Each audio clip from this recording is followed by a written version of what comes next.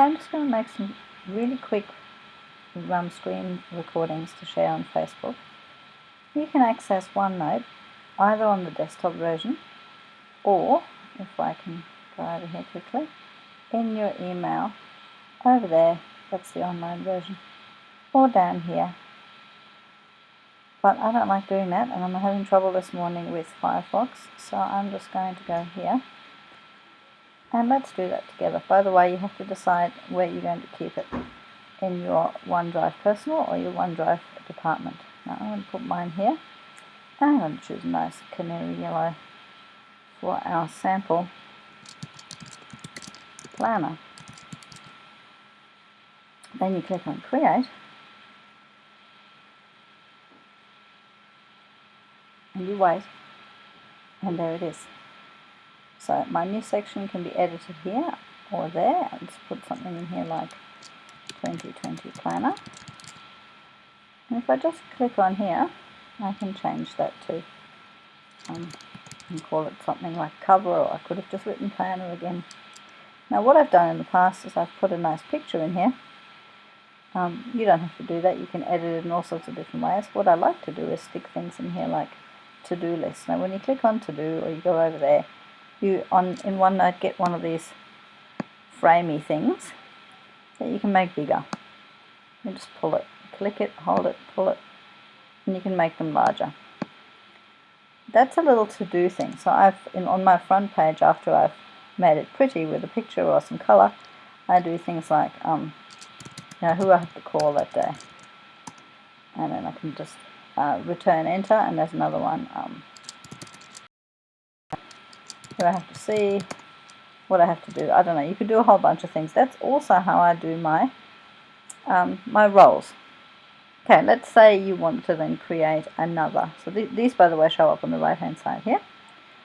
You can add another section which shows up in a pretty different color, and I'm going to call this one planning, just by pressing the X here. You can cross them in.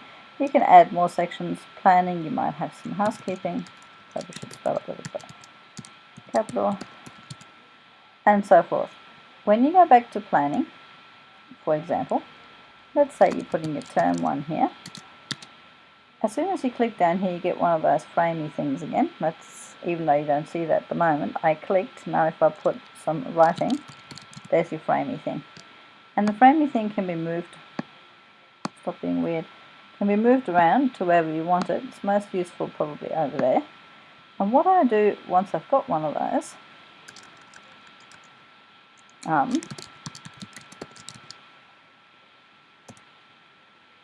I copy and paste the whole thing from week to week, but I'll talk about that some more later. In there you can insert yourself a little table, which is useful for a lesson plan. And it works just like in Word. You can just go through that just the same as you would in Word and get rid of whatever columns you want and don't want. Over here, when you go Add Page, after you've done your term 1 maybe cover, I usually have my timetable on the front here, so this, instead of a lesson plan, is probably useful, especially for a music teacher, in a timetable filled in properly. Then I add a page, and you saw how I did that, just click there. If you double click this down here, or right click it or whatever, you can move that to make it a subordinate page. So in term 1, this is going to be week 1, and stuff's going to go in there later, blah blah blah, and so on for week 2. I go new page here, or I just go add page here. I'd right click it or 2-finger click it on my Mac, and I make it a sub page. Now they can either be week 2, or sometimes in my case it's going to be resources for week 1. And you go to the internet, or to your song file or whatever, and you stick your PDFs in there. It goes by insert, picture, file attachment, PDF printout, link, a whole audio recording, a whole bunch of things you can stick in there. and add links to it. Say, for example, I wanted to link something from YouTube, I don't know.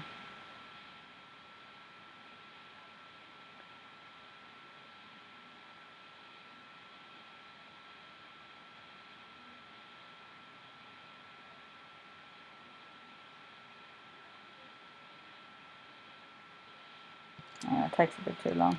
You just take that, go back over there. There are lots of other little ideas I have, and I will keep them for a future video. Have fun exploring.